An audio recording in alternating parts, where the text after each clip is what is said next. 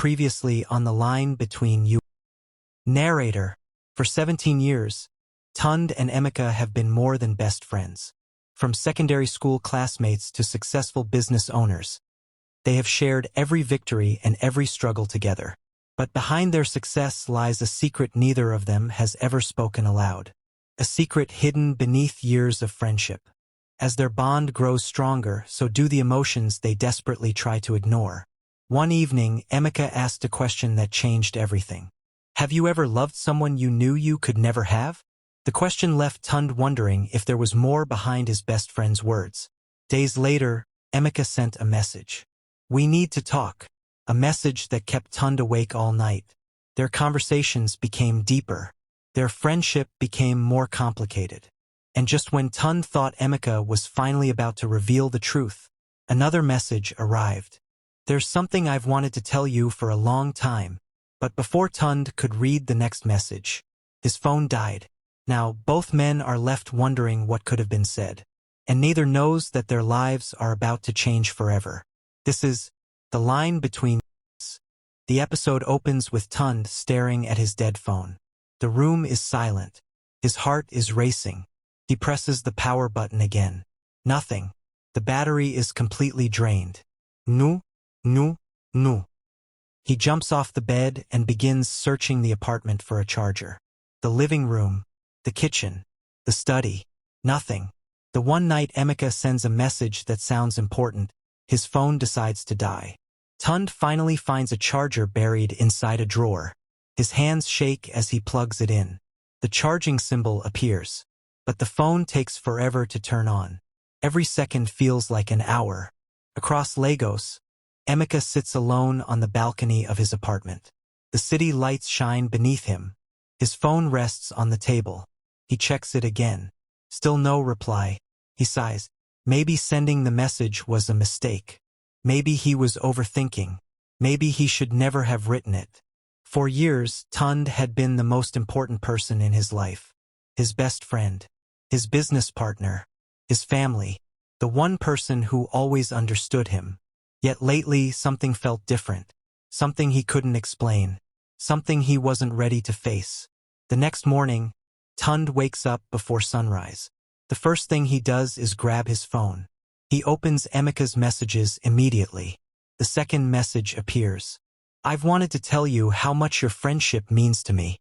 Tund reads it again, and again, and again. His excitement slowly disappears. A part of him feels relieved. Another part feels disappointed. He isn't sure which feeling hurts more. At the office, both men arrive unusually early. The atmosphere between them feels awkward. Not because anything happened. Because nothing happened.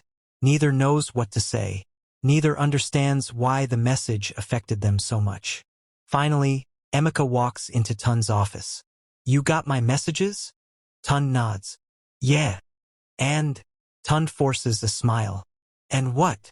Emeka laughs nervously. I don't know. They both laugh. But the awkwardness remains. For the first time in years, neither knows how to act around the other.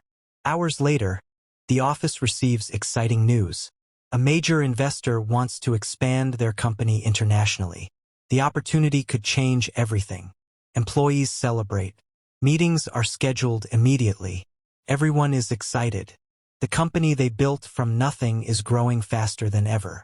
During the celebration, one employee raises a toast. To the best business partnership in Nigeria. Everyone cheers. Glasses rise. Tund smiles.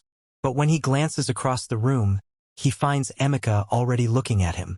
Their eyes meet, for a second longer than normal. Then both quickly look away. That afternoon, Adiz arrives. She is glowing with excitement. I have news. The entire office gathers around. I got promoted. The room erupts with applause. Emeka immediately hugs her. Employees congratulate her. Even Tund is genuinely happy for her. That evening, she insists on taking both men to dinner. The restaurant sits beside the waterfront. The city lights reflect on the water. The atmosphere is warm and peaceful. For a while, everything feels normal. They laugh, tell stories, remember old memories. Then Adiz asks a question. If you could change one thing about your life, what would it be? Tund pauses. Emeka pauses too. Neither answers immediately. Adiz laughs. That difficult? Tund finally shrugs. Maybe I'd take more risks. Emeka looks at him. What kind of risks? Tund smiles. The kind people are afraid of. The answer hangs in the air. No one says anything for a moment. Then Adiz changes the subject. But Emeka keeps thinking about the answer long after dinner ends. Several days pass. Work becomes busier than ever. The company is preparing for an important business conference in Abuja. Investors from across the country will attend.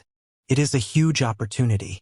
The board decides that Tund and Emeka should represent the company. 3 days in Abuja. 3 days working side by side. 3 days away from Lagos.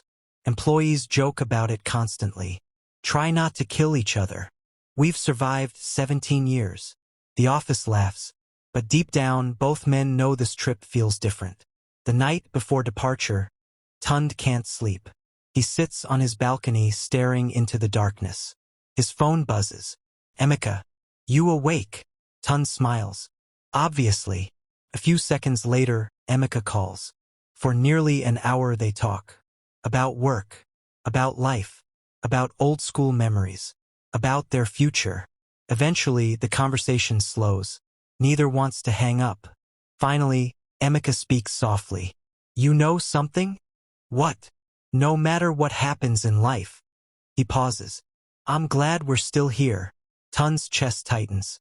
Me too. Neither says anything else. Yet neither hangs up. The silence feels strangely comfortable. Eventually, they say goodnight. But neither sleeps easily afterward. The next morning, they arrive at the airport. Everything seems normal. The flight is on time. The conference schedule is ready. The hotel has been booked. The trip should be simple. Then an airline representative approaches them. Mr. Adeyemi? Mr. Okafor? Yes. The woman checks her tablet. There seems to have been a reservation issue. Tund frowns. What kind of issue? The woman smiles apologetically. Unfortunately, the hotel is fully booked. Both men exchange confused looks. So, she takes a deep breath. The only available accommodation is a luxury executive suite. Neither understands. Then she adds, 1 suite, 2 guests. Silence. Complete silence. The employee smiles politely. Will that be a problem? Tund slowly looks at Emeka. Emeka slowly looks at Tund.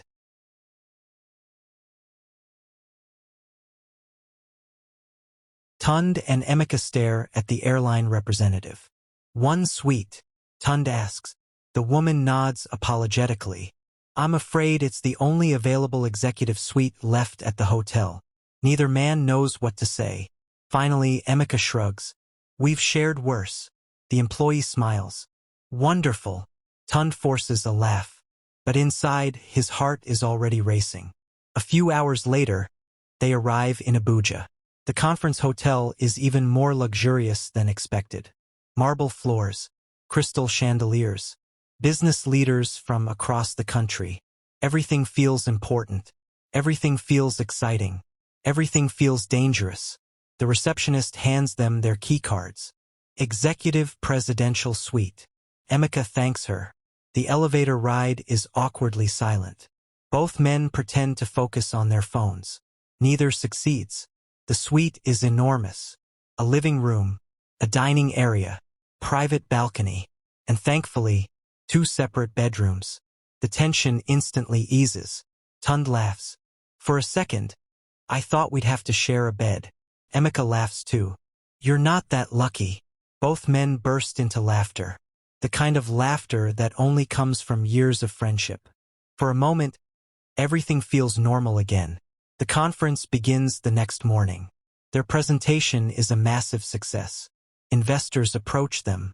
Partnership offers arrive. The future of their company has never looked brighter. By evening, everyone is celebrating. Business leaders gather around the hotel pool. Music fills the air. People network. Drinks flow freely. Tund usually avoids these events. But tonight he stays. mostly because Emeka stays. As the night progresses, a successful female entrepreneur named Chioma approaches them. She is confident, beautiful, and charming. She quickly takes an interest in Tund. "You know," she says with a smile, "for someone so successful, you're surprisingly quiet." Tund laughs. "I get that a lot." The conversation flows naturally. For the first time in a long while, Tund genuinely enjoys. Across the pool, Emeka notices. And unexpectedly, he doesn't like it at all.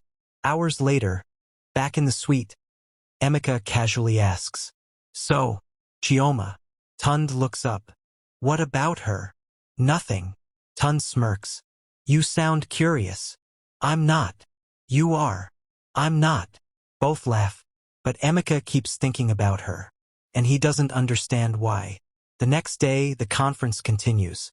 Between meetings and presentations, Tund spends more time talking with Chioma. Nothing serious, just conversation, friendship. Yet every time Emeka sees them together, something twists inside his chest. Something uncomfortable, something unfamiliar. That evening, Adiz calls. Emeka answers immediately. "Hey!" Her cheerful voice fills the room. "How's Abuja?" "Busy." "You miss me?" Emeka smiles. "Of course." But as he says the words, he notices Tund quietly working on his laptop nearby, and for some reason, guilt washes over him. Later that night, Tund can't sleep. He walks onto the balcony. The city lights stretch endlessly before him. Several minutes later, the balcony door opens. Emeka steps outside. Neither speaks at first. The cool night breeze fills the silence. Finally, Emeka sits beside him. "You couldn't sleep either?" Tund shakes his head. "No."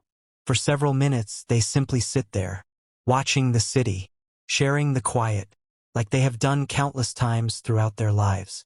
Then Emeka suddenly speaks. "You know what scares me?" Tund looks at him. "What?" "Losing the things that matter most." The answer catches him off guard. "What brought that on?" Emeka shrugs. "I don't know, but that wasn't true." He knew exactly what brought it on. He just wasn't ready to admit it. The next morning is the final day of the conference. Their company wins an award. The audience applauds. Photographers take pictures. Investors line up to congratulate them. Everything should feel perfect. Yet both men seem distracted, as if something important remains unresolved. They prepare to return to Lagos. At the airport, Tund receives a text message. He smiles. Emeka notices immediately. "Who is it?" Tund hesitates. "Chioma." The smile disappears from Emeka's face. "Oh, she wants to meet when we're back in Lagos." For a moment, neither speaks. Then Emeka forces a smile. "That's great." But his voice doesn't sound convincing. And Tund notices. The flight boards.